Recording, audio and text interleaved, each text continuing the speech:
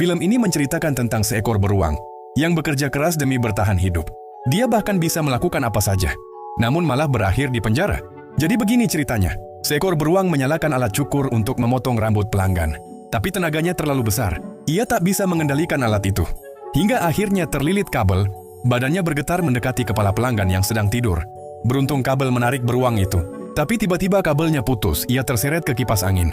Saat ia jatuh, rambut si pelanggan sudah hilang. Lalu ia mendapat ide, ia mengeluarkan selai dan mengoleskannya ke kepala, lalu menempelkan rambutnya kembali. Sambil berkata itu adalah produk terbaik toko mereka. Tapi saat pelanggan menyentuh kepalanya, tipuan itu terbongkar.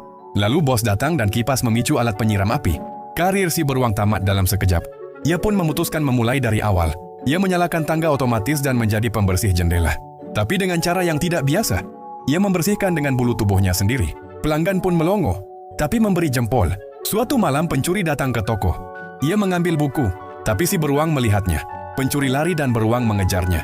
Saat melihat pencuri naik sepeda, ia bersiul. Beruang itu secara ugal-ugalan mengendarai anjing. Ketika ia hampir menangkapnya, pencuri itu melempar bom asap dan menghilang. Polisi datang dan malah menuduh si beruang sebagai pencuri.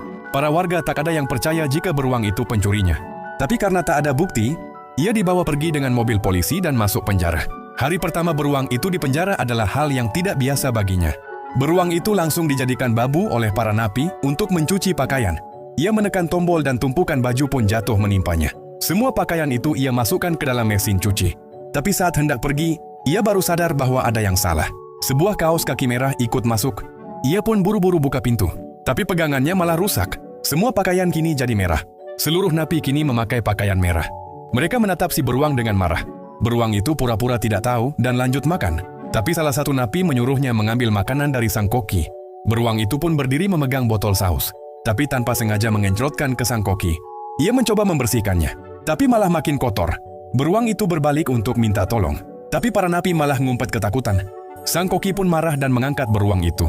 Karena panik, beruang itu langsung mengokopkan roti ke dalam mulut sang koki. Wajah sang koki langsung berubah seketika. Ia tidak tahu kalau beruang itu adalah juru masak yang hebat. Sang koki terpesona oleh rasa sandwich itu.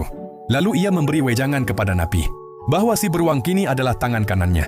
Di ruangan ini tak ada yang boleh mengganggunya.